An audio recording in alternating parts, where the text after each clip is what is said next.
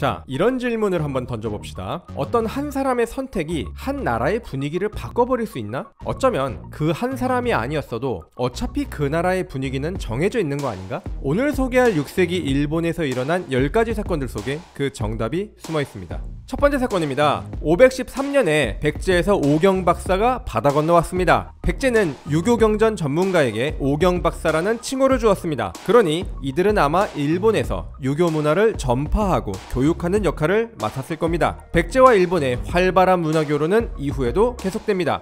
두 번째 사건입니다. 527년에 큐슈 북부의 호족인 이와이가 반란을 일으킵니다. 그런데 그 이유가 좀 신기합니다. 일본이 신라를 공격하기 위해 큐슈에 군사를 보냈는데 이와이는 신라와 내통하고 반란을 일으켰다는군요. 기록의 신빙성은 좀 떨어지지만 어쨌든 야마토 정권이 큐슈 지역까지 완전히 장악하지 못한 것은 분명해 보이네요. 세 번째 사건입니다. 531년에 게이타이 제26대 천황이 사망합니다. 문제는 그 다음입니다. 게이타이 천황의 세 아들이 차례로 천황에 오르는데 천황에 등극한 시기에 대한 기록이 엇갈립니다. 딱 봐도 무언가 심상치 않아 보이죠? 9년 뒤 김메이 천황이 등극할 때까지 무슨 일이 있었는지는 아직도 학계에서 논란 중입니다. 네 번째 사건입니다. 538년에 백제로부터 불교가 전래됩니다. 백제가 유교에 이어 불교까지 전해준 걸 보면 일본에게 백제는 문화의 창이었네요. 하지만 새로운 문화는 기존의 것과 반드시 충돌을 일으키게 되어 있죠. 외래 종교인 불교와 토착 종교인 신토의 대립은 다음 사건에서 자세히 봅시다. 다섯 번째 사건입니다. 552년에 불교의 수용을 둘러싼 숭불 논쟁이 벌어집니다. 하지만 이게 단순한 종교 논쟁에 그친 것은 아니었습니다. 당시 유력 호족이었던 소가씨와 모노노베씨라는 두 가문이 충돌했기 때문이죠. 소가씨는 불교 수용을 찬성했고 모노노베씨는 반대했습니다. 이 두 가문의 대립은 이후 30여 년이나 지속되었고 여기서 승리한 가문이 일본의 역사를 바꿔놓았습니다. 여섯 번째 사건입니다.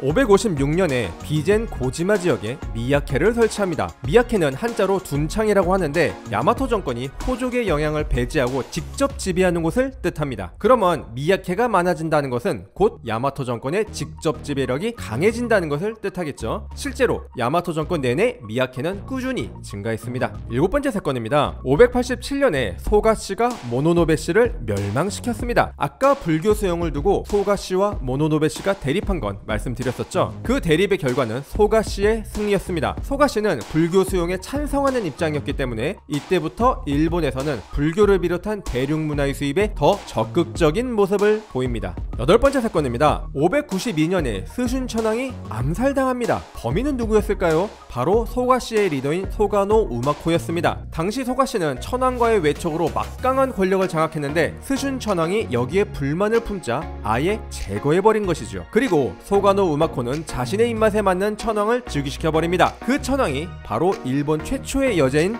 스이코 천황입니다. 아홉 번째 사건입니다. 595년에 쇼토쿠 태자가 고구려 승려 혜자의 제자가 됩니다. 하지만 똑똑했던 쇼토쿠 태자는 불교뿐만 아니라 유교와 신도의 좋은 점도 받아들여 융합하려 했죠. 이걸 신불유 습합 사상이라는데 좋은 점을 재빨리 받아들이는 일본인의 독특한 사상으로 아직까지 남아있습니다. 마지막 열 번째 사건입니다. 596년에 야마토 남부에서 아스카 문화가 융성했습니다. 당시 스이코 천황은 조카였던 쇼토쿠 태자에게 섭정을 맡겨버렸고 야마토 정권은 사실상 쇼토쿠 태자와 소가노 우마코의 투톱 체제로 운영되었습니다. 그리고 열렬한 불교의 숭배자였던 이 두 사람이 수많은 사찰들을 건설하면서 불교 문화가 꽃필 수 있었죠. 이것을 바로 일본 고대 문화의 정수 아스카 문화라고 부릅니다. 이렇게 해서 6세기 일본에서 일어난 10가지 사건을 빠르게 훑어봤습니다. 치열한 권력 다툼도 있었고 적극적인 문화 수용도 있었네요. 저는 이 시대를 이렇게 한 줄로 요약하고 싶습니다. 불교를 선택한 한 가문의 승리로 일본의 문화가 꽃피기 시작했다. 오늘은 여기까지입니다. 감사합니다.